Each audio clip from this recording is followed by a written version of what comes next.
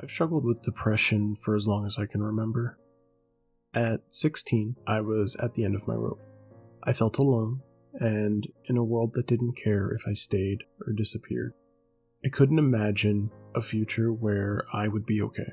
Then, late one night, alone in my room, I found an anime. Neon Genesis Evangelion. For the first time, I felt seen. What set Evangelion apart for me was that it didn't sugarcoat things. It showed that life is full of pain, isolation, and disappointment. But it also showed that it's still worth living. At first, it's the flashy fights, giant robots fighting unnatural creatures, that hooks you in. It's a classic story of David versus Goliath, humans versus an existential threat. But that's just the surface.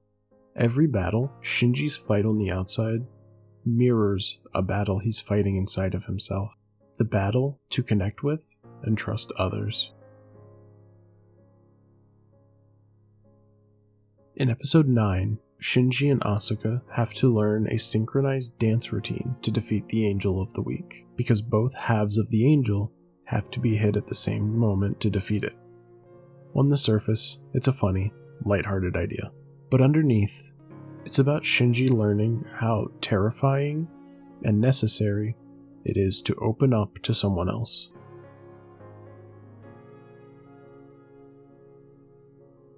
The angels are the enemies in the plot, but the real battles are the ones nobody else can see.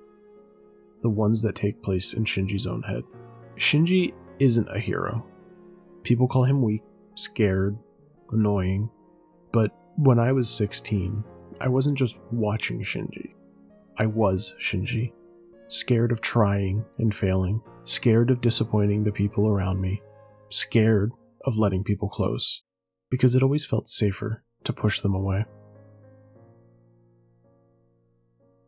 Shinji is told, again and again in the show, how much he's needed. That the world is depending on him.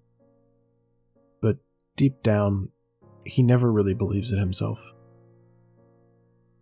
Growing up in Evangelion isn't about becoming strong. It's about realizing how painful existence really is. There's a quote from End of Evangelion that's always stuck with me.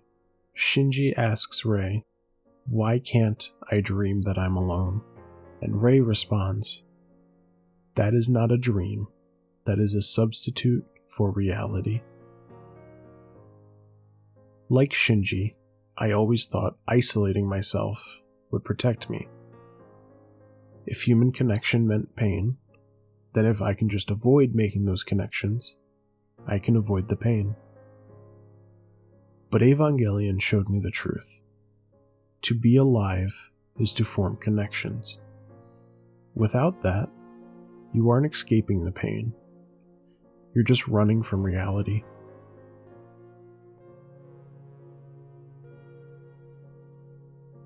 After all of the running, all of the pain, Evangelion asks one final question at the end.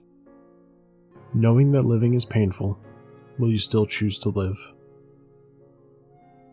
This question is directed at the viewer just as much as it's directed at Shinji.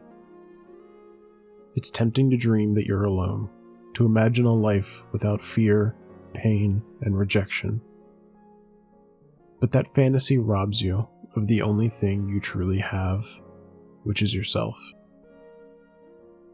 Without those connections, without those experiences, without that pain, how can you ever really know who you are?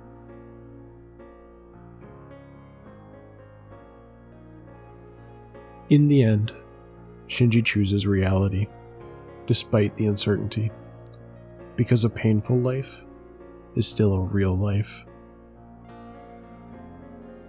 And at 16, that's what I needed to hear. Not sympathy or nice words. I needed to know that there was a reason to endure the pain. Mental health is an ongoing battle, and it's often uphill. And Evangelion didn't fix me, but it gave me something to hold on to. It gave me a reason and direction in a world that often can't be bothered to care. It found me exactly when I needed it. Today, I have a tattoo of Shinji on my arm. It's a reminder that when life gets rough, the only way to move is forward. I've had a lot of ups and downs since then, and I've been in some pretty dark places, but having that reminder has always helped me make it out the other side. In the end, Evangelion taught me that living is painful, but it's also beautiful. That life wouldn't be easy, but that it would be worth it.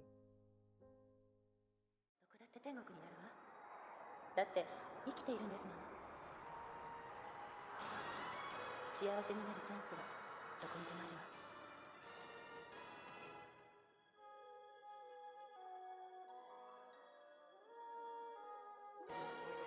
太陽と月と地球がある限り